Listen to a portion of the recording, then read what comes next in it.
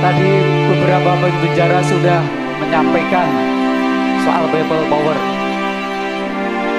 Kita tampilkan sekarang jurnalis senior kita, penulis senior kita, Bapak Rizal Fadilah, yang barangkali akan lebih atau sedikit menyampaikan bagaimana cara praktis tetapi sistematis untuk terjadinya people power tersebut. Dipersilakan Bapak. Assalamualaikum warahmatullahi wabarakatuh.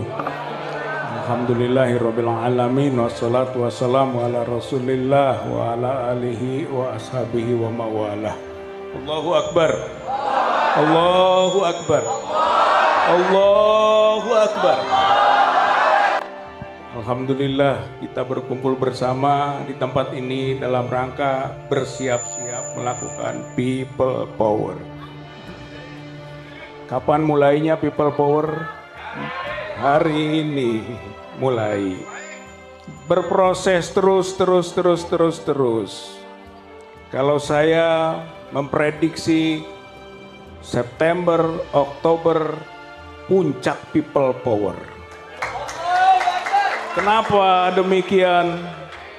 Karena di situ ada 30 September PKI.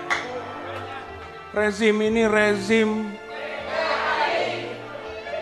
setuju. Rezimnya rezim yang sudah al-ghayah tubariru al-wasilah, menghalalkan segala cara. Itu rezim PKI namanya. Maka September 30 isu itu menjadi puncak. 1 Oktober kesaktian Pancasila. Ini hari ideologi. Karena ideologi Pancasila sekarang sudah dirusak, sudah digerus. Baik implementasi maupun misi penggantian ideologi ini. Ideologi Pancasila 1 Juni 1945 adalah makar ideologi. 1 Oktober kesaktian Pancasila, kita pertahankan Pancasila berbasis kesepakatan bangsa. Bukan kemauan sekelompok orang, bukan kemauan partai politik penguasa yang dalam anggaran dasarnya menyatakan misi partai, tugas partai adalah mempengaruhi penyelenggara negara dengan Pancasila 1 Juni 1945. Itu makar. Partai penguasa kita makar ideologi. Maka pada 1 Oktober adalah momentum untuk mempertahankan Pancasila sebagai komitmen kita bersama. 5 Oktober adalah hari TNI.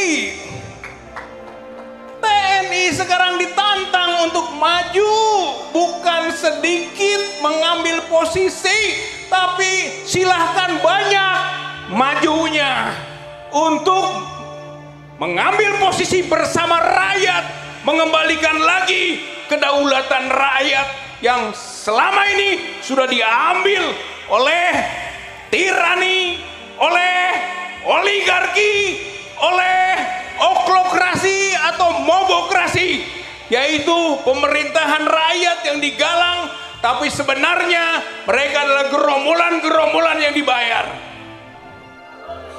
Ini bentuk pemerosotan dari sistem bernegara kita. Maka saatnya mengembalikan kedaulatan rakyat itu.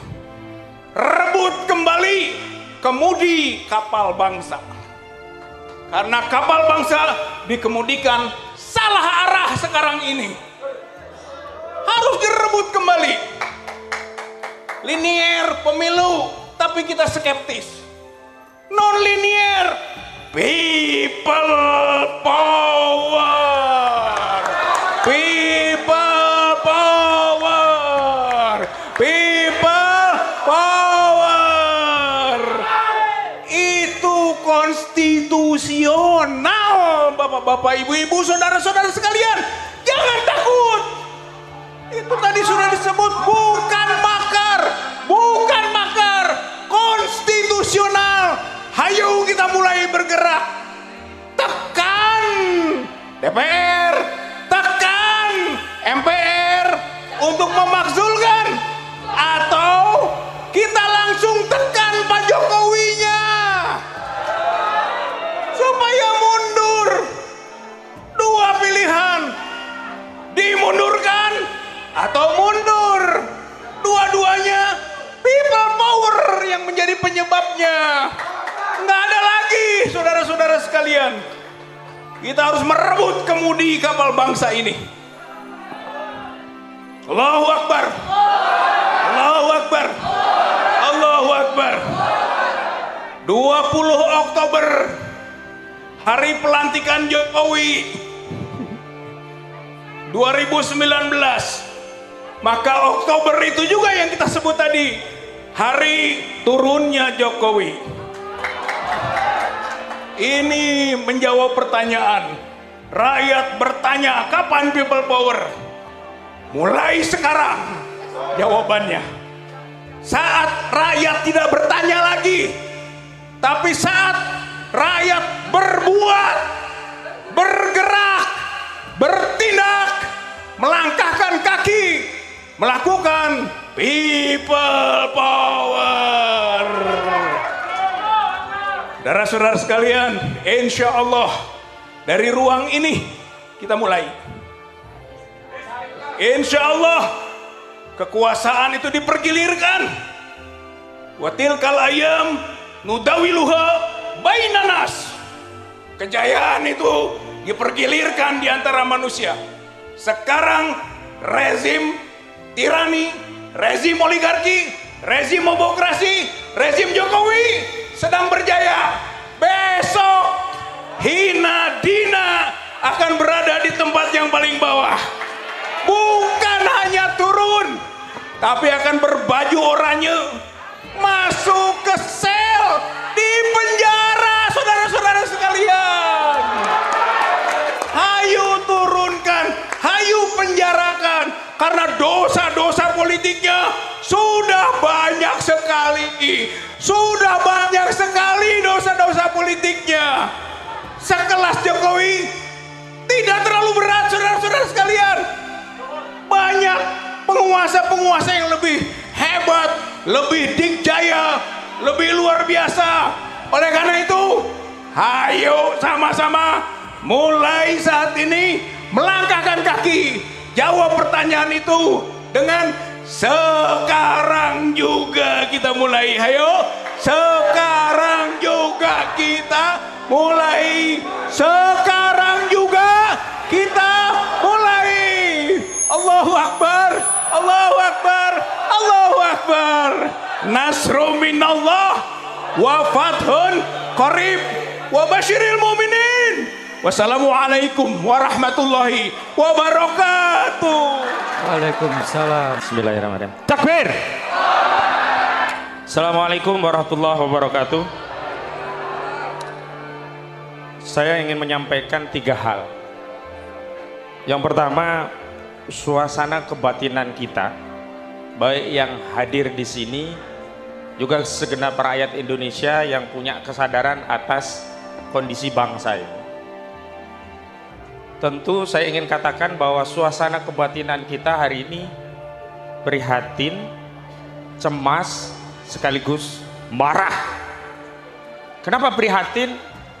Karena seluruh kerusakan itu terjadi di depan mata kita. Bahkan kita juga turut menjadi korbannya.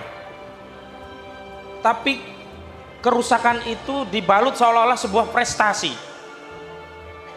Dan bahkan yang paling prihatin adalah ada putusan pengadilan dari Pengadilan Tinggi Semarang yang menganulir vonis bagi Gus Dur sebagai mengedarkan kabar bohong, tapi diganti hanya menyebarkan kebencian. Artinya apa? Ijazah presiden yang palsu itu patut kita sematkan sebagai benar-benar palsu karena bukan bohong. Ya, karena itu kita prihatin. Dan yang kedua, kita cemas dengan masa depan bangsa kita. Bagaimana dengan nasib masa depan bangsa kita? Saya ingin mencoba untuk mengambil istilah yang sifatnya ke depan. Kalau sebagian orang mengajak kita untuk tidak melupakan founding father kita yang mendirikan bangsa ini. Justru saya ingin katakan sesungguhnya kita mendapatkan amanah dari anak cucu kita untuk menjaga bangsa ini agar bangsa yang bernama Indonesia ini sampai kepada mereka. Saya khawatir, cemas bangsa yang dimerdekakan oleh founding father kita, yang dititipkan anak cucu kita, rusak di tangan kita dan tidak sampai kepada anak cucu kita. Itu membuat kita semua tentu saja cemas. Dan kemarahan itu tentu saja layak untuk kita sampaikan, karena kalau dalam Islam marah dan benci itu harus disandarkan pada syariat. Kalau ada pemimpin yang zalim, itu kita harus marah atau bahagia? Kalau ada pemimpin ijazahnya palsu, kita harus marah atau tersenyum? Kalau ada orang yang bohong tentang SMK dan seterusnya, kita marah atau kita tersenyum? Marah itu alamiah.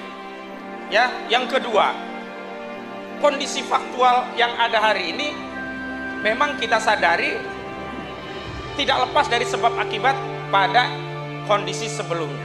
Tentu yang terakhir yang ingin saya sampaikan, kita bicara resolusi. Apa resolusinya? Makanya tidak perlu diperdebatkan, ada 3 jalan dan 3 jalan itu silahkan kita lakukan perubahan ini dengan 3 jalan ini tanpa mengesampingkan satu pada yang lain.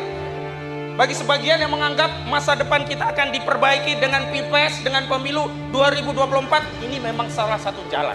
Tapi tidak bisa kemudian menghalangi jalan yang lain, termasuk people power ini. Kenapa? Tidak ada satupun yang dapat menjamin Pilpres dan pemilu 2024 benar-benar terjadi. Takbir! Yang kedua, jalan people power. Nah, sebelum kita bertanya rakyat kapan people power, semestinya pertanyaan ini pertama kali kita tanyakan kepada DPR. Kapan DPR memakzulkan Jokowi? Takbir! Sebab kalau hak angket dipergunakan oleh DPR, ditingkatkan menjadi hak menyatakan pendapat dan berujung pada pemakzulan presiden di MK, rakyat tidak perlu capek-capek. Lebih dekat. Tidak perlu capek-capek. Karena apa? Suasana kebatinan kita, aspirasi kita, kehendak kita diwakili oleh DPR. Karena itu saya sependapat dengan keinginan Prof. Denny agar segera DPR mengaktifasi hak angket untuk memeriksa 3 hal yang telah disampaikan oleh Prof. Denny, ditambah 1, yakni tolong periksa ijazah Jokowi asli atau tidak. Takbir. Dan yang ketiga, ini adalah jalan people power. Nah, people power itu adalah follow up dari mancetnya DPR. Kalau DPR sudah bekerja menggunakan mekanisme di DPR untuk mengontrol eksekutif, dalam hal ini Presiden Joko Widodo, maka kita bisa menunggu dan duduk manis. Tapi faktanya apakah DPR melakukan itu? Karena itu kita juga punya hak konstitusional untuk melakukan apa yang disebut dengan people power. Jadi ada lewat pemilu, ada lewat DPR dan people power, dan terakhir lewat dakwah.